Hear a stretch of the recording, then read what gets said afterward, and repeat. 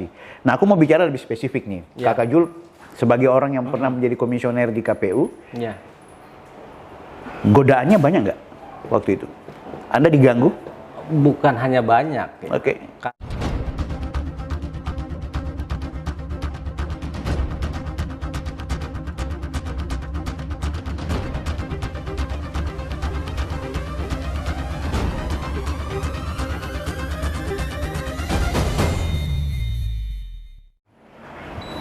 Podcast politik dan pemilu bersama Bawaslu, Popo Lulu. Ini program kedua, Kak. Luar biasa. Saya bersama Zulkifli Golonggom, doktor. Sehat? Alhamdulillah. Beliau ini komisioner KPU Provinsi Sulawesi Utara. Tahun berapa itu, Kak? 2013-2018, Pak. 2013-2018. Dan saya muridnya beliau untuk di soal-soal kepemiluan. Tetap belajar bersama. Iya. Kakak Jul, saya kebetulan Bawaslu Manado kita punya program namanya Podcast Politik dan Pemilu bersama Bawaslu.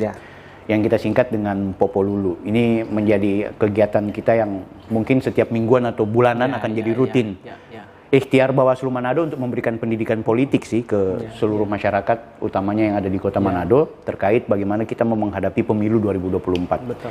Oke, kami kebetulan di Divisi Pengawasan Humas dan Hubungan Antar Lembaga, saya Taufik Bilfaqih akan menemani suasana beberapa saat ke depan, dan saya ditemani oleh Zulkifli Golonggom.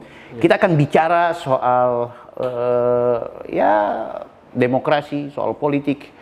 Apalagi dengan Zulkifli ini adalah orang yang pernah menjabat sebagai komisioner atau penyelenggara pemilu, ya kan? Tentu banyak hal yang barangkali bisa kita petik dari beliau. Karena ini konsepnya podcast, Kak. Jadi kita tidak normatif ya. Coba kita ngobrol lebih lepas. Nah, pertama saya mau bertanya dulu nih ke Kakak Jul. Kenapa menjadi penyelenggara pemilu?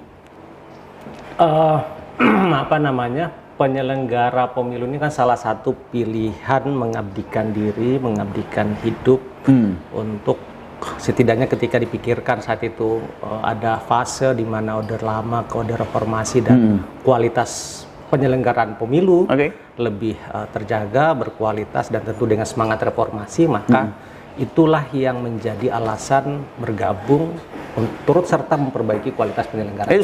Sebelum menjadi penyelenggara apa aktivitas sehari-hari? Aktivitas kan sebelumnya adalah bagian dari pegiat pemilu, tadinya aktif di jaringan pemantau pemilih rakyat CPPR, kemudian waktu di aktivis mahasiswa PMI saat itu di Jambi, dan karena semangat itulah yang kira-kira melatar belakangi sehingga sepertinya mudah-mudahan negara, daerah membutuhkan kita yang punya pengalaman itu untuk bergabung dengan penyelenggara pemilu. Keren. Sekarang menjabat sebagai IKPMI ya, Ikatan Alumni Pergerakan Mahasiswa Islam Indonesia. Pasca komisioner memang sudah banyak jabatan yang dipegang ini. Sekarang apa nih? Hanya salah satu aktivitas dan itu kan aktivitas yang setidaknya hanya untuk mengikatkan teman-teman mahasiswa, dan saya kira yang terpenting adalah soal bagaimana kemudian aktivitas kita itu mengalami keberlanjutan. Maka saya bersama dengan teman dari Bawaslu, mantan pimpinan Bawaslu Provinsi, Pak Joni Suwak waktu itu, bersamaan dengan secara nasional mantan penyelenggara pemilu, itu mendeklarasikan Jaringan Demokrasi Indonesia. Jadi. Betul. Nah, dari sana kemudian dideklarasikan dan perlu ada pembentukan jaringan demokrasi di daerah. Nah, saya sama Pak Joni kemudian berinisiatif untuk membentuk jadi di Sulawesi Utara, dan semua aktivitas pemilu kada kami ikuti. Bahkan mencoba untuk menyusun rumusan-rumusan penyelenggaraan pemilu yang mudah-mudahan itu boleh dikerjasamakan menjadi rekomendasi untuk penyelenggaraan berikut di daerah. Seperti itu. Keren. Wow. Oke, Kak, ini kita kebetulan juga kegiatan Popo Lulu ini selain kita ngobrol-ngobrol di layar kaca lah istilahnya, saya juga sengaja mengundang teman-teman staf Bawaslu Manado karena mereka kepingin mendapatkan informasi banyak, apalagi pengalaman Tuan ini sebagai orang yang pernah menjadi penyelenggara pemilu. Nah, tentu ada evaluasi atau catatan kritis, ya kan? tidak menutup kemungkinan mereka-mereka yang hari ini jadi staf di Bawaslu adalah calon komisioner atau mereka mungkin mencalonkan diri sebagai peserta pemilu. Kita kan tidak pernah tahu gitu. Nah, tapi kita butuh dapat bocoran. Sejak Kakak Jul ini menjadi anggota KPU Provinsi Sulawesi Utara, tentu kan ada perubahan ya. Namanya penyelenggaraan pemilu pasti ada perubahan undang-undang, peraturan. Apa yang menjadi kesan Anda sebagai anggota KPU dulu dengan melihat itu pemilu 2000 berapa yang waktu 2014. 2014, oke. Sama persiapan menuju pemilu 2019. Selesainya 2018. Oke, membacanya gimana? Jadi penyelenggaraan pemilu kan kalau sekarang dengan Undang-Undang 7 2017 itu kan salah satu kodifikasi dari beberapa perundangan bidang pemilu yang kemudian integrasikan. Jadi misalnya sebelumnya penyelenggara pemilu itu terpisah undang-undangnya. Kemudian undang-undang pemilunya terpisah sehingga di tahun 2017 dirumuskan, ditetapkanlah satu undang-undang, meskipun sebetulnya juga itu masih terpisah dari beberapa undang-undang yang lain, termasuk partai politik, termasuk penyelenggaraan yang sudah digabungkan sebelumnya adalah penyelenggaraan pemilu presiden dan wakil presiden. Nah, kendalanya adalah memang setiap penyelenggaraan pemilu ketika akan dievaluasi pasti akan ditemukan banyak bolongnya, banyak masalah-masalah hukum di dalamnya, sehingga kualitas penyelenggaraan pemilunya, tapi setidaknya dengan Undang-Undang 7 2017 itu jauh lebih berhasil. Dan saya kira ketika ini juga diajukan pengajuan revisi terhadap Undang-Undang 7 2017 termasuk juga yang Pilkada 10 2016 ketika direvisi yang kemudian akhirnya di 2020 awal kemarin itu ditarik, tidak lagi masuk prolegnas, maka yang jadi persoalan adalah tetap masih menggunakan undang-undang itu sebagai penyelenggaraan pemilu di 2024 dan 2020 pemilu pilkada di 2024. Nanti betul. Nah, yang kendala tadi yang saya sampaikan adalah karena ketiadaan revisi. Maka mau tak mau hal yang kita pikirkan akan terjadi di pemilu 2019 sama pilkada 2020 bisa saja kemungkinan besar juga akhirnya terulang lagi gitu kan, karena hal-hal kecil besar. Iya, misalnya hal-hal yang sebetulnya teknis. Ada terobosan yang dibuat oleh KPU dalam rangka menciptakan transparansi proses penyelenggaraan pemilu. Di saat rekapitulasi suara di level kecamatan, di level kabupaten, provinsi itu menggunakan sistem elektronik rekapitulasi. Itu kan tidak diatur secara spesifik di Undang-Undang 7 2017 dan Undang-Undang 10 2016. Maka ketika itu diberlakukan, dibuat meskipun ada atribusi hukum yang melekat kepada KPU, tapi itu tidak bisa serta-merta bisa dijalankan oleh Bawaslu kemudian dipertimbangkan digunakan. Nah, itulah yang kemudian juga salah satu usulan dari para pegiat pemilu untuk ini didorong dilakukan revisi. Karena kan sebetulnya dengan masa pandemi ini penggunaan teknologi informasi penyelenggaraan pemilu itu sudah menjadi kebutuhan yang mendesak. Tentu ini harus diperbaiki juga dengan penyediaan kualitas jaringan internet di seluruh Indonesia sehingga itu mempermudah proses pemilu kita. Menuju e-voting ya setidaknya hal-hal yang sederhana dalam setiap tahapan penyelenggaraan pemilu itu juga harusnya sudah dimulai. E-voting itu memang akan jadi target. Bisa menjadi seperti itu ketika semua infrastruktur penyelenggaraan pemilunya terpenuhi. Hanya kan belum, dan saya kira ketika menuju itu harusnya sudah disiapkan sejak sekarang. Nah sekarang dalam konteks pengalaman sebagai penyelenggara yang tentu aku agak akhirnya jadi terus apa ini penyelenggaraan kalau dari tahun ke tahun atau dari proses ke proses penyelenggaraan pesta demokrasi ini ujung-ujungnya akan ada masalah klasik yang tidak pernah henti-hentinya berakhir. Mulai dari masalah tahapan rekapitulasinya, DPT-nya, pencalonannya, ada hal-hal yang secara krusial itu muncul terus di setiap momentum gitu. Jadi saya bilang ini apa yang harus dikelola? Apakah regulasinya atau soal upgrade penyelenggaranya itu kan kadang-kadang repot. Atau gimana sebenarnya? Iya, saya pikir semuanya, Pak Upik. Jadi tidak bisa hanya dibatasi di 1-2 sektor lini penyelenggaraan pemilu. Satu sisi misalnya agar ini memperkuat penyelenggaraannya, produk hukumnya jauh lebih tegas, sehingga misalnya dalam hal kerja-kerja Bawaslu penanganan masalah pidana pemilunya, sengketa pemilunya akan jauh lebih mudah untuk ditangani. Kemudian misalnya untuk penyelenggaraan di KPU-nya ada perangkat hukum yang bisa menjadi panduan penyusunan PKPU, sehingga ketika itu diimplementasikan tidak ada misalnya dari sisi keadilan pemilu yang kemudian ditiadakan. Itu yang kemudian tidak usah dulu digunakan karena mempertimbangkan masih ada kekosongan hukum di situ dan sebagainya. Nah, itu di produk hukumnya. Lalu bagaimana dengan soal kelembagaannya? Pemilu serentak dengan menggabungkan antara pilkada dan pileg pilpres ini, maka sesungguhnya itu terjadi semangat efisiensi dalam penyelenggaraan pemilu.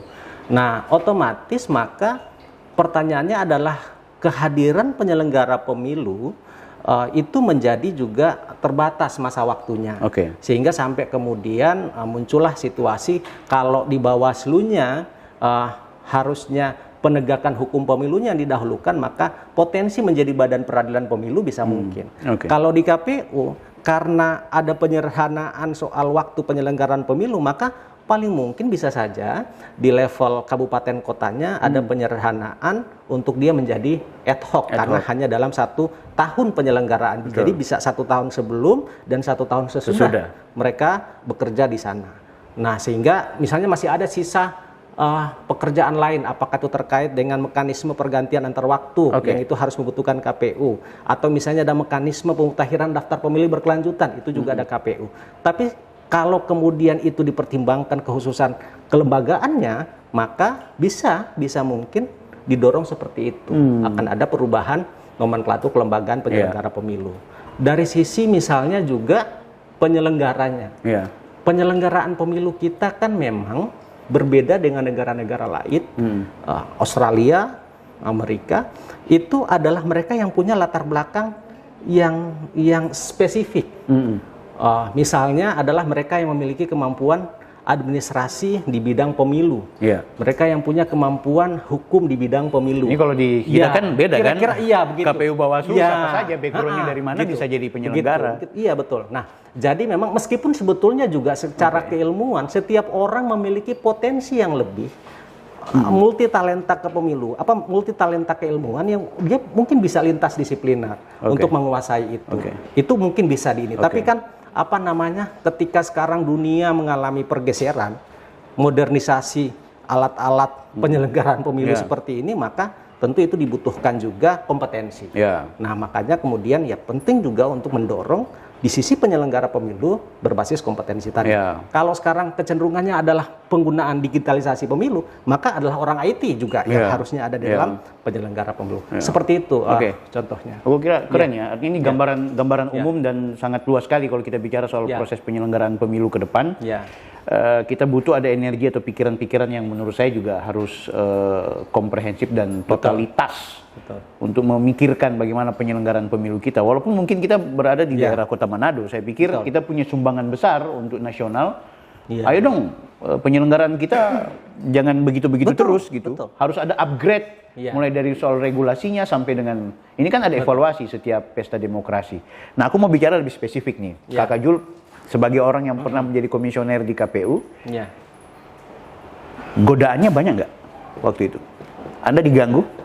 Bukan hanya banyak, karena sebetulnya di setiap tahapan penyelenggaraan pemilu itu kan semua orang stakeholder berkepentingan dengan penyelenggaraan pemilu. Maka itu hal yang menjadi dasar setiap penyelenggara untuk paling utamakan soal integritas. Makanya soal godaan itu akan selalu ada di setiap mereka bekerja sebagai penyelenggara pemilu. Tidak usah mungkin menghitung ketika orang sudah akan mencalonkan diri atau bagaimana kemudian orang sudah akan terpilih menjadi apakah itu calon presiden, DPR, dan DPRD kabupaten, kota, provinsi. Tapi juga di hal-hal yang misalnya contoh verifikasi partai politik. Itu adalah awal tahapan. Yang akan di tahapan itu pun tetap potensi gangguan ada ya? Sangat mungkin. Sangat mungkin. Kita mungkin lebih spesifik gangguan yang dimaksud ini seperti apa misalnya? Dia bukan gangguan dalam terminologi negatif, tapi gangguan dalam pengertian bagaimana kemudian sampai mempengaruhi teman-teman penyelenggara pemilu itu untuk setidaknya mereka berangkat tetap dari norma, tapi mempertimbangkan agar ini bisa dilayani. Mempermudah sesuatu yang sebenarnya kalau mau ikuti secara prosedur mungkin ada mekanisme yang bersyarat. Iya, betul. Nah, minta untuk dinegasikan dulu beberapa syarat. Apa yang dilakukan Kakak Jul waktu itu? Ya, kita tetap mengutamakan norma, mengutamakan ketentuan, kita mengutamakan peraturan apa yang harus kita jadikan sebagai dasar. Bagaimana kemudian salah satu tahapan penyelenggaraan pemilu itu jalan. Nah, itu tuh yang kadang menjadi menjadi godaan di setiap penyelenggaraan pemilu. Tapi sebentar, kalaupun ada gangguan seperti itu misalnya, apalagi dalam konteks hari ini aturan sudah CCTV di mana-mana lah kalau kita mau gitu. Sebenarnya bagaimana mau membantu? Makanya saya jujur heran, kenapa ada sidang DKPP kepada penyelenggara pemilu yang melakukan di luar kewenangannya, akhirnya dipecat dan lain-lain sebagainya secara etika gitu kan. Jadi maksud saya gini, bukankah aturan atau permainan kita di penyelenggaraan pemilu itu kan terbaca sekali, wasit di mana-mana nih. Betul. Ada wasit satu, wasit dua, wasit satu nggak lihat ada wasit yang lain gitu. Maksud saya instrumen untuk mengawasi penyelenggaraan pemilu kan bukan cuma di Bawaslu, ada kelompok-kelompok tertentu. Maksudku kenapa masih ada orang yang mau memanfaatkan penyelenggara pemilu untuk melakukan sesuatu yang tidak sepantasnya, dan parahnya penyelenggara pemilu itu melayani. Ini kan bukti dengan bahwa ada di DKPP kan banyak penyelenggara yang dipecat gara-gara melakukan tindakan abnormal. Itu gimana sebenarnya Kakak Jul membacanya? Iya, sekali lagi memang syarat utama ketika orang menjadi seorang penyelenggara pemilu kan ada serangkaian tes sama pernyataan-pernyataan yang harus, salah satunya adalah tidak menjadi anggota partai politik. Dan sekarang kan ada ketentuan misalnya biar tidak ada benturan kepentingan bersama ormas, OKP dan sebagainya, diaturlah tidak boleh mereka berormas atau ber-OKP. Nah, itu salah satu. Karena sementara di sisi lain bahwa penyelenggara pemilu juga adalah makhluk sosial yang juga punya hubungan-hubungan interaktif dengan apakah itu keluarga, apakah itu mungkin organisasi yang menangani, padahal organisasi juga itu adalah organisasi profesi di kampus dan sebagainya. Nah, kadang bisa saja peserta pemilu dia tidak mengkomunikasikan itu secara langsung, tapi menggunakan mungkin media atau instrumen organisasi profesi tadi untuk mempengaruhi apa yang kira-kira boleh dibijaksanai terkait dengan pelayanan terhadap peserta pemilu. Anda tidak pesimis dengan pola hubungan begitu yang akhirnya mengganggu penyelenggaraan kita? Saya kira harus ada teknik yang harus dimiliki oleh setiap orang agar tetap terjaga integritasnya. Dalam hal mengedepankan sisi norma dalam penyelenggaraan pemilu, dan di sisi lain juga tidak kemudian sampai secara sosial kita diisolasi, kita akhirnya dibatasi untuk bergaul hanya karena gara-gara kita berdiri di atas aturan ketika penyelenggaraan pemilu itu berlangsung. Ini akhirnya banyak elemen masyarakat. Aku temuin ini teman-teman wartawan misalnya. Selama komisioner, ya kan, penyelenggara pemilu itu masih diintervensi atau masih punya afiliasi baik secara sosial dan politik dengan elemen-elemen tertentu, maka independensinya itu tetap masih diragukan. Saya merasa itu kritik yang bagus, walaupun saya juga melawan karena saya buktikan saya tidak pernah diintervensi oleh siapapun, ya kan, secara afiliasi politik maupun sosial. Saya secara pribadi melihat selama kami di Bawaslu saya secara pribadi tidak ternodai dengan pola-pola seperti itu. Tapi fakta, kebanyakan afiliasi politik itu kadang-kadang punya gangguan. Kenapa kita tidak usulkan saja bahwa penyelenggara pemilu ke depan adalah orang-orang yang bukan cuma memiliki integritas, tapi kalau dia punya afiliasi politik dan sosial di wilayah ini, maka dia ditugaskan saja di wilayah lain. Kayak pengadilan kan. Hakim-hakim pengadilannya itu kan orang dari Jawa menjadi hakim di Manado. Bisa aja kan Bawaslu kalau memang dia ke depan jadi badan peradilan misalnya. Yang menjadi komisioner jangan orang Manado lah kalau Bawaslu Manado. Aku nggak tahu ya, ini jangankan bicara itu, cerita tentang perangkat atau instrumen penyelenggaraan kita banyak masalah, apalagi sampai ke wilayah itu. Maksud saya, kita menginginkan benar-benar penyelenggaraan ini keperawanannya terjaga. Atau gimana menurut Kakak? Selain setiap penyelenggara pemilu adalah makhluk sosial, dia juga kan bagian dari zon politikon. Artinya dia juga adalah makhluk politik. Dan tinggal kemudian cara dia mempersepsikan pekerjaannya, termasuk bagaimana dalam soal sikap, tindakan itu dia bisa menjaga itu. Nah, jadi tidak menjamin juga ketika setiap orang yang ketika dia bertugas di satu lembaga yang membutuhkan tingkat integritas tinggi disesuaikan dengan situasi budaya lokal atau mungkin kebijaksanaan lokal yang harus dipertimbangkan asal usul dan sebagainya. Karena itu juga bisa saja jauh lebih mudah didekati kalau mungkin dia tidak sesuku, tidak seagama, tidak karena dalam satu perasaan emosional sedaerah dan sebagainya. Nah, jadi sekali lagi kembali kepada setiap individunya, setiap penyelenggara pemilunya, bagaimana kemudian dia memiliki sikap dan salah satu dalamnya adalah bagaimana penyampaian dia di publik untuk setidaknya semua hal yang dia sampaikan itu mengacu pada norma, bagaimana kemudian karena ya tadi penyelenggara pemilu kan ibaratnya ada di dalam akuarium yang setiap saat bisa dikontrol semua aktivitas-aktivitas pekerjaannya seperti itu. Kita bisa sampaikan ke publik ini Kak Jo, bahwa apakah publik harus percaya lagi kepada penyelenggaraan dan juga penyelenggara pemilunya di 2024 mengingat peristiwa-peristiwa kenakalan atau peristiwa yang sebenarnya bukan kesalahan atau pelanggaran yang dilakukan oleh penyelenggara, tapi memang ada sistem yang membuat situasi sehingga membuat banyak publik masih tak percaya lagi kepada proses penyelenggaraan karena mungkin calonnya kalah atau mungkin ada dia temukan pelanggaran tapi tidak diproses, kan ada hal-hal seperti itu. Bagaimana kita meyakinkan kepada publik bahwa pemilu 2024 pasti akan berjalan secara normatif dan kita tetap mengawasi, kita tetap percaya diri, kita tetap kawal, jangan melakukan pembiaran, jangan pernah apatis. Nah, itu bagaimana meningkatkan kesadaran publik bahwa penting loh penyelenggaraan pemilu ini diawasi, dikontrol.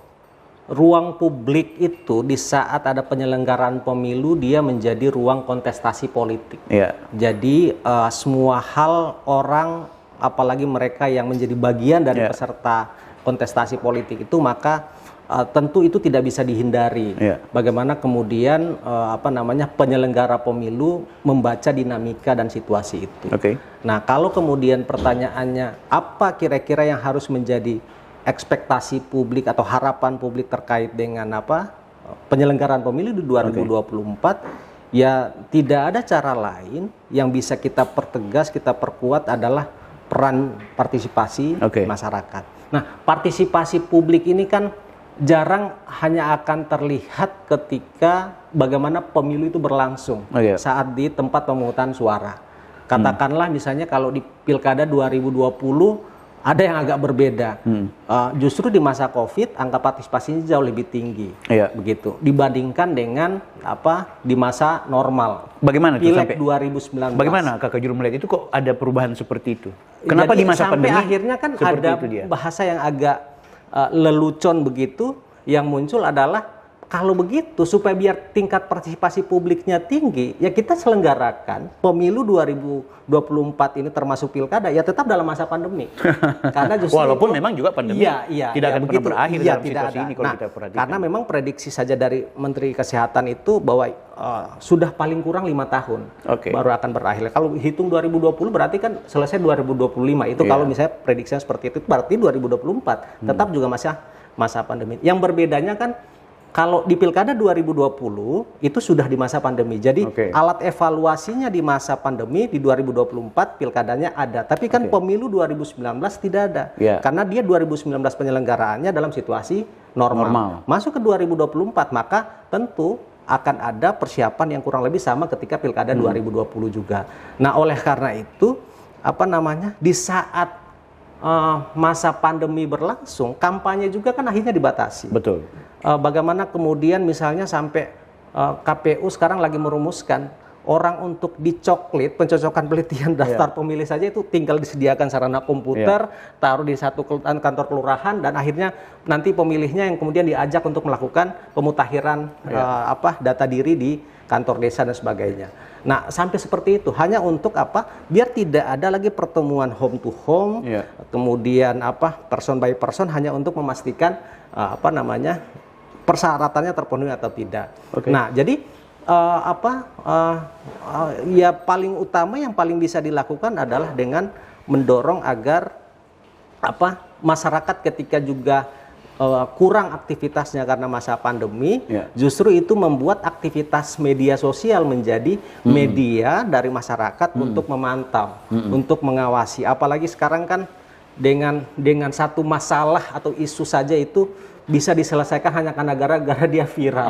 Begitu. Jadi kecenderungan zaman berubah dalam penyelenggaraan pemilu itu juga akan terjadi kalau masyarakat menemukan satu kejadian penyelenggaraan pemilu yang kemudian itu ternyata di luar dari ketentuan penyelenggaraan pemilu, misalnya ditemukan dan sebagainya, akan lebih mudah karena media sosial menjadi kekuatan utama. Tapi memang kadang-kadang repot juga media sosial ketika viral, sebenarnya ada mekanisme penanganan atau tapi itu akan lebih mudah kontrol masyarakat, akan lebih mudah didapati masyarakat informasinya. Berbeda misalnya dalam situasi mungkin nanti pemberitaan via koran dan sebagainya, baru orang bisa baca, oh ternyata ada kejadian politik uang di kabupaten ini, di kecamatan ini, di desa ini. Tapi dengan hadirnya media sosial itu ternyata justru ini. Nah, jadi media sosial itu menjadi kekuatan utama yang harusnya juga digunakan oleh penyelenggara pemilu untuk bagaimana dijadikan sebagai instrumen partisipasi masyarakat di literasi digital kita juga sebagai penyelenggara pemilu penting untuk dikuasai kan gitu. Jadi kurikulum buat penyelenggara pemilu ke depan untuk benar-benar memanfaatkan instrumen dunia digital sebagai alat yang akhirnya juga untuk mengawasi, untuk menyelenggarakan hal-hal teknis, ya kan? Bahkan termasuk untuk mengetahui soal potensi konflik kan gitu. Oke, Kakak Jul, sebelum kita lanjut, di sini ada teman-teman staf yang barangkali kepingin ikut berpartisipasi. Oh, Esra, silakan, Bung Esra, staf SDM Bawaslu Kota Manado. Apa yang barangkali lo kepingin? Nggak apa-apa, omongin aja, nanti gue Terima kasih buat kesempatan. Mungkin kita secara dari pihak kerjaannya orang mungkin bertanya dari segi narasumber yang ada. Mungkin apa hal yang mendasar yang menjadi evaluasi dari pengalaman yang sudah dilewati oleh Bapak Narsum, evaluasi yang mendasar di dalam orang menjalani akan menjalani akan penyelenggaraan pemilu di tahun yang 2024 ini. Jadi apa evaluasi yang mendasar mungkin dari segi orangnya, komisionernya, anggotanya, atau dari segi aturannya, atau dari segi apapun, apa yang menjadi hal mendasar supaya di tahun 2024 ini penyelenggaraan pemilu kita bisa lebih baik lagi dari tahun-tahun sebelumnya. Apalagi mereka ini kan SDM, jadi memang proses, makasih Esra. Perekrutan Panwascam, Panwas Kelurahan, itu divisi SDM juga harus benar-benar punya kemampuan untuk kalau sudah terbentuk, sudah terpilih, bagaimana kemudian kita mau upgrade. Nah, evaluasi-evaluasi seperti itu bagaimana yang untuk kemudian akhirnya menjadi modalitas buat kita di pemilu 2024. Gimana Kakak Jul melihatnya? Kalau ada penegasan soal yang bisa menjadi evaluasi, refleksi penyelenggaraan pemilu kemarin Pak Esra, saya setuju itu. Jadi kita boleh contohkan salah satu soal teknis penyelenggaraan dalam hal verifikasi partai politik. Karena sebetulnya penyelenggaraan pertama di pemilu 2019 ya memang masih ada perdebatan apakah mau digeser sampai April sebagaimana usulan Mendagri ataukah tetap di Februari Maret sebagaimana usulan KPU. Nah, itu yang akan pertama kali dihadapi kan pemutakhiran daftar pemilih sama verifikasi partai politik, calon peserta pemilu ya. Nah, jadi otomatis maka itu akan menjadi kerja-kerja pengawasan dari teman-teman di Bawaslu. Begitu juga nanti di Panwascamnya ketika sudah terbentuk. Nah, apa tugas mereka? Yang agak susah dalam pikiran saya adalah begini.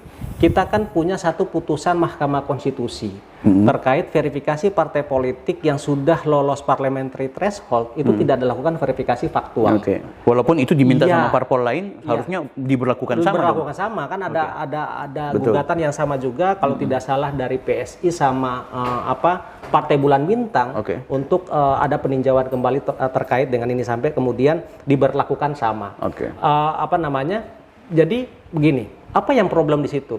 Salah satu tugas dari pengawasan teman-teman Bawaslu adalah bagaimana kemudian KPU menjalankan mekanisme proses verifikasi administrasi dan faktual. Administrasi iya, misalnya mulai dari soal kepengurusan di tingkat kecamatan, kemudian jumlah keanggotaan partai politik. Nah, ada yang agak menariknya adalah keanggotaan partai politik. Dengan situasi yang mohon maaf tidak semua tapi itu sering terjadi adalah soal pragmatisme masyarakat terkait parpol. Mungkin ketika karena dijanjikan sesuatu atau apa akhirnya dia daftar salah satu anggota partai. Padahal setelah ditelusuri dia juga sudah menjadi anggota partai politik yang lain. Betul. Secara verifikasi administrasi itu mungkin bisa saja tidak ditemukan. Karena kan verifikasinya kan per parpol. Betul. Per kepengurusan sesuai dengan tingkatan dan wilayahnya. Tapi bisa memastikan bahwa akan ada kegandaan itu kan verifikasi faktual. Betul. Nah, pertanyaannya yang keanggotaan di partai politik di 10 partai politik yang 10 yang sudah tidak diverifikasi faktual sama yang diverifikasi partai yang baru akan menjadi peserta itu kan tidak bisa dilakukan bersamaan. Nah, sehingga akan ada bisa saja potensi kegandaan partai politik. Tapi karena makanya kita tunggu bagaimana kemudian KPU mengantisipasi itu. Karena itu hal yang terdasar bahwa syarat salah satu peserta pemilu adalah partai politik yang telah sah dan telah memenuhi syarat sebagai peserta pemilu. Dan persyaratan salah satunya adalah verifikasi tadi, betul. Iya. Dan kalau itu sampai abai itu akan muncul masalah baru lagi misalnya sampai di Bawaslu diadjudikasi akhirnya berdasarkan putusan adjudikasi di ini ya kasus Partai Bulan Bintang sama PKPI yang lalu kan juga seperti itu. Nah, itu berarti bayangkan pekerjaan yang sudah dilakukan di level bawah tapi akhirnya harus berakhir di level atas. Nah, jadi apa yang kita kerjakan bagi teman-teman Bawaslu Kabupaten Kota, Panwascam, ya salah satu mengawasi itu. Karena itu adalah menjadi dasar. Dan untuk mengantisipasi dari soal putusan Mahkamah Konstitusi ini, KPU juga harus punya cara agar tetap itu dipastikan betul soal kegandaan anggota partai dan sebagainya. Dan itu kalau akhirnya terjadi itu bahan evaluasi yang menurut saya ketika 2024 ini sudah harus dipersiapkan jauh lebih baik oleh kira-kira kalau dipersiapkan instrumen apa itu, Pak? Instrumen apa yang harus dipersiapkan kalau supaya minimal mengetahui kegandaannya lebih simpel lagi? Kita memang kan kalau di KPU-nya punya instrumen digital SIPOL, Sistem Informasi Partai Politik.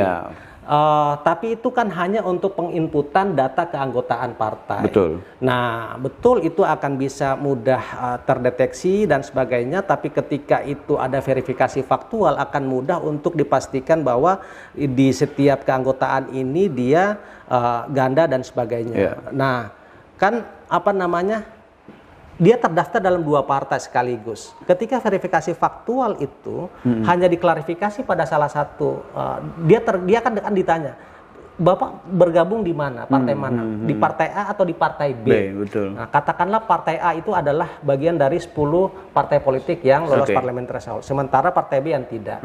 Nah, dia bilang, oh saya ada di partai B karena saya memilih partai itu. Nah, di verifikasi faktual untuk partai A itu kan tidak bisa otomatis kita menunggu apakah PKPU sampai di urusan-urusan seperti itu diatur tidak. Nah, karena mekanisme verifikasi faktual di partai lain tidak, di partai 10 parliamentary threshold ini juga dilakukan. Nah, fungsi pengawasan agar kemudian karena kejadian Partai Bulan Bintang itu hanya gara-gara dulu tidak diloloskan oleh KPU RI di Papua itu di salah satu kabupaten Manokwari itu hanya karena soal kegandaan keanggotaan partai politik. Nah, satu kabupaten saja tidak lolos syarat dari semua kabupaten kota dan provinsi yang diverifikasi itu membuat partai politik tidak lolos sebagai syarat sebagai peserta pemilu. Nah, jadi pertanyaannya kemudian, disitulah dibutuhkan, kalau kembali lagi ke soal tema integritas tadi, dibutuhkan integritas penyelenggara pemilu untuk tetap memperhatikan soal norma. Bagaimana kemudian partai politik itu memenuhi syarat sebagai peserta pemilu di level. Kalau lolos, tidak lolos, apapun norma yang sudah bilang gitu. Betul. Makanya yang paling penting di sini juga kita butuh pembuat regulasinya bisa mempermudah partai politik sebagai peserta untuk tidak terlalu dipersulit gitu. Tapi juga ya tetap normatif kan gitu. Oke, teman-teman lain barangkali satu pertanyaan lagi atau satu penanggap, ada Inca di sini. Silakan Inca. Tasya tadi maksudnya. Tasya, silakan Tasya. Tasya itu siapa tadi ya? Rahma ya yang angkat tangan. Monggo. Silakan, ada komentar atau ada yang? Assalamualaikum warahmatullahi wabarakatuh. Waalaikumsalam. Yang menarik sekali tadi pembahasannya Kak Zul. Saya cuma mau minta sedikit saran saja karena Kak Zul kan mantan dari penyelenggara kan KPU. Karena persoalan DPT itu setiap ada pemilu, pilkada itu selalu menjadi masalah. Nah, formula apa yang harus dipakai nanti agar persoalan tersebut bisa teratasi? Terima kasih. Ya, DPT ini masalah klasik. Daftar pemilih tetap atau data pemilih tetap selalu jadi apa? Nah, KPU sekarang aku perhatikan sudah menggunakan polarisasi per bulan atau per 2 bulan. Ada namanya rapat khusus yang berkaitan tentang daftar pemilih berkelanjutan, kalau tidak salah, itu salah satu cara mereka untuk mengupgrade. Tapi tetap saja di DPT nanti akan ada persoalan-persoalan klasik yang bakal keluar. Apa sebenarnya yang paling mendasar masalah DPT ini, Kak? Undang-undang kita di Undang-Undang 7 2017, di Undang-Undang 10 2016 itu masih ada ketentuan yang menyebutkan dasar pemutakhiran daftar pemilih itu 2. Yang pertama adalah DP4 atau daftar penduduk potensial pemilih pemilu. Jadi sekumpulan data yang dimiliki oleh Kemendagri yang 17 tahun ke atas atau yang sudah wajib pilih. Nah, itu DP4. Kemudian yang kedua adalah daftar pemilih tetap terakhir. Jadi 2 ini adalah basis data yang digunakan untuk pemutakhiran daftar pemilih. Nah, sama seperti ketika ada penyusunan dapil dan alokasi kursi kan yang digunakan DAK2, data agregat kependudukan per kecamatan. Itu juga data dari Kemendagri. 2 data yang digunakan dalam pemilu ini. Nah, di daftar pemilih namanya DP4. Nah, DP4 ini yang memang kondisi datanya mungkin bisa dibilang pasif. Artinya ketika nanti orang meninggal dunia karena dalam rangka untuk mendapatkan bantuan atau santunan duka, orang mengurus akta kematian. Nah, kalau misalnya dia tidak pernah mengurus akta kematian, tetap akan terhitung dia sebagai penduduk di situ. Itu yang atau problem. Misalnya orang yang ada anggota baru karena ada bayi lahir di sana, selama tidak diurus akta kelahirannya, maka tidak akan bertambah juga penduduk itu. Atau misalnya ada orang yang sudah pindah domisili, tapi dia tidak pernah melapor ke Dukcapil, maka tetap akan terhitung dia sebagai warga di mana sebelum dia berdomisili. Nah, itu contoh yang ada dalam data DP4. Nah, sementara mekanisme yang ada di Dukcapil, mekanisme pemutakhiran data kependudukannya itu kan setiap bulan, dia setiap hari di sana, setiap bulan ada. Tapi dalam rekapitulasi tahunannya itu di bulan Juli sama bulan Desember. Nah, jadi ketika itu katakanlah pemilu kita ini kan 2024. Tahapan penyelenggaraan pemutakhiran daftar pemilih akan berlangsung di 2022. Bisa di bulan awal sebelum bulan Juli atau sesudah bulan Juli. Nah, kalau dia sebelum bulan Juli, maka yang akan digunakan adalah DP4 terakhir Desember 2021. Itu yang akan digunakan. Nah, kita akan pastikan di situ apakah memang ada proses juga pemutakhiran data kependudukan yang diperoleh oleh KPU di DP4 dan ketika disinkronisasi dengan DPT itu kurang lebih proses hasil data penduduknya yang lebih berkualitas, yang lebih mutakhir akan dapatkan. Tapi kan ternyata tidak. Katakanlah misalnya contoh penduduk di Kota Manado sebagai pemilih maksudnya itu ada 350.000. DP4 yang masuk itu kan sampai 390-400.000. Jadi ada pengurangan sekitar 10-20% dari data yang dimutakhirkan kemudian menjadi DPT. Nah, kalau di undang-undang kita menegaskan bahwa penyelenggaraan pemilu kita dengan menggunakan daftar berikutnya dengan menggunakan daftar pemilih tetap selesai. Kita hanya tinggal memutakhirkan daftar pemilih kita yang ada di dalam DPT terakhir. Tapi karena balik lagi kembali ke DP4 itu kan. Jadi data kependudukan kita itu secara periodik akan berulang tetap seperti itu setiap tahun karena itu tetap dasar yang digunakan. Nah, jadi tetap akan muncul masalah yang berulang-ulang klasik. Itu dasar ya. Kalau kita mencari problem hulu dari daftar pemilih kita. Itulah yang pentingnya kedua, stakeholder. Catatan sipil. Ya, yang kedua, daftar kependudukan kita kan belum berkelanjutan. Berkelanjutan dalam tahapan pasca pilkada, pasca pemilu, iya, itu yang sekarang dikerjakan oleh KPU. Tapi dia berkelanjutan sebagai dasar penyelenggaraan pemilu dari periode ke pemilu, dari setiap periode pemilu ke pemilu berikutnya, itu kan tidak. Kan tetap juga yang daftar pemilih berkelanjutan sekarang ini karena tidak ada Pantarlih, tidak ada PPS, yang paling bisa teman-teman KPU lakukan apa? Berkoordinasi dengan Dukcapil, berkoordinasi dengan Kemenak terkait dengan data data orang nikah, kemudian berkoordinasi dengan Kumham dalam rangka untuk memastikan data ya sudah memenuhi syarat atau tidak memenuhi syarat di penjara, lapas dan sebagainya, berkoordinasi dengan lembaga-lembaga negara lainnya yang itu kira-kira bisa untuk pemutakhiran daftar pemilih. Karena mereka tidak mungkin KPU langsung bekerja di desa karena tugasnya Pantarlih, tugasnya yang akan mencoklit dan sebagainya. Jadi itu akan Nah, sementara ketika pemilu 2024 ini tetap itu akan digunakan. Jadi sebagai bahan pertimbangannya adalah daftar pemilih berkelanjutan yang sekarang setiap bulan diupdate oleh teman-teman KPU. Dan itu sebenarnya kita bukan cuma butuh bantuan dari Dukcapil karena aku perhatikan ini. Di Dukcapil itu sendiri ternyata seperti yang Kakak Jul bilang tadi bahwa ada orang yang sudah meninggal tapi tidak mendaftarkan dirinya atau mengurus surat akte kematian. Begitu juga yang masih melahirkan. Masih bagus itu. Ada yang sekarang belum meninggal diurus surat kematiannya biar dapat dana duka. Ada juga begitu. Makanya tidak hanya di DPT, bahkan sekarang setahu saya masalah di BPJS itu punya masalah loh. Banyak ditemukan data-data orang meninggal. Termasuk DTKS. Betul, ini penting. Kita mesti bukan desak ya, bekerja sama dengan pemerintah kota. Apalagi Manado nih. Manado setahu saya yang menjadi ketua-ketua lingkungan atau kepala lingkungan, pala-pala lah istilahnya, itu digaji besar loh sama wali kota. Menurut saya, pala-pala itu juga harus jemput bola. Jangan menungkan begini. Minta maaf. Sedangkan mereka yang mendapatkan dana duka saja kadang-kadang apatis mengurusi administrasi kematian, apalagi yang memang sekarang secara nasional atau mungkin secara lokal dana duka itu sudah tidak ada, lebih apatis lagi untuk mendaftarkan diri sebagai ada yang meninggal kan gitu.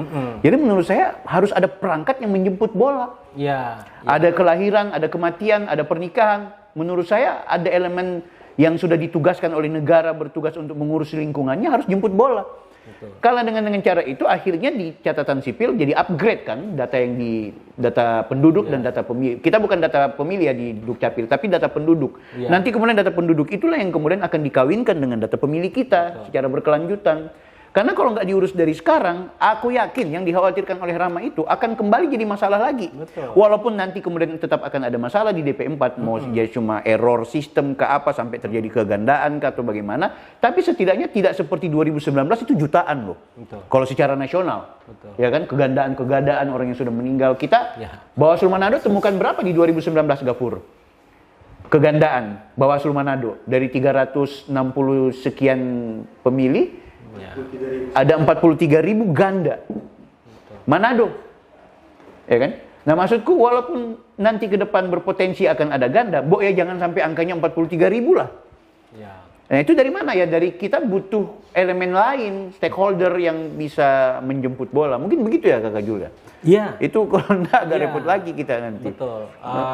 Dulu di terakhir sampai dengan di pemilu kada 2015 data yang digunakan dalam pemutakhiran daftar pemilih itu adalah DP4 yang berasal sesuai level dan tingkatannya. Jadi di provinsi didapatkan dari Dinas Capil provinsi, di kabupaten kota pilkadanya didapatkan di kabupaten kota. Sekarang kan tidak langsung diintegrasikan, dipusatkan di Kemendagri berdasarkan data sistem informasi administrasi kependudukan yang ada di SIAK itu, Dukcapil Kabupaten Kota yang sudah dimutakhirkan kependudukannya, itu yang kemudian diserahkan KPU secara nasional dan KPU yang distribusikan ke kabupaten kota. Nah, yang memang yang menjadi kerepotan adalah ketika data itu sudah menjadi milik teman-teman di kota misalnya Manado, maka karena itu adalah bagian dari data Dukcapil Kota Manado, ya tidak ada cara lain dikoordinasikan terkait dengan data-data yang bermasalah tadi itu. Apakah dia ganda, pindah domisili, meninggal, sudah menjadi TNI Polri dan sebagainya. Nah, hal yang kedua, ya karena kita sebatas implementator undang-undang, PKPU, Perbawaslu dan sebagainya, maka ya selama memang hanya bisa untuk menyelesaikan di hilir, ya kita paling bisa meminimalisasi dengan cara itu. Betul. Menghindari data ganda dan sebagainya. Tapi kalau misalnya dalam hal perubahan undang-undang jauh lebih progresif untuk mempermudah pemutakhiran daftar pemilih, ya harusnya tadi. Ya kalau saya lebih setuju agar DPT terakhir yang digunakan, yang kemudian dimutakhirkan lagi, itu akan jauh lebih baik. Nah, hanya kan ya tadi Undang-Undang Administrasi Kependudukan kita masih mengatur data kependudukan bersumber dari data pemilu. Data pemilu itu ya harus bersumber dari data. Ya. Kakak Jul, kita udah di penghujung waktu karena memang podcast kita tidak bisa panjang lebar, tapi setidaknya poin-poin utama yang sudah Kakak Jul sampaikan tadi setidaknya jadi gambaran. Bahkan ini menjadi evaluasi buat teman-teman staf ke depan untuk bisa bekerja di pemilu 2024 yang tahapannya kalau nggak salah bukan Januari tapi diundur ke Mei kalau nggak salah. Itu juga masih jadi perdebatan. Oke, sebelum saya mau akhiri, Kakak Jul, saya mau tanya, sekarang kan tidak lagi di penyelenggara tapi menjadi bagian dari aktivis penyelenggara pemilu atau apa, bukan penyelenggara, aktivis apa istilahnya kalau di Jadi ini? Orang yang memerhatikan kepemiluan dan demokrasi, pemerhati kepemiluan lah. Ada agenda untuk kembali menjadi penyelenggara? Penyelenggara pemilu itu ibarat seorang individu yang harus memiliki kemampuan di atas rata-rata dari orang biasa. Karena itu sama dengan orang yang berlaku adil seorang hakim. Bagaimana berlaku adil bagi seorang hakim? Nah, sama halnya dengan penyelenggara pemilu.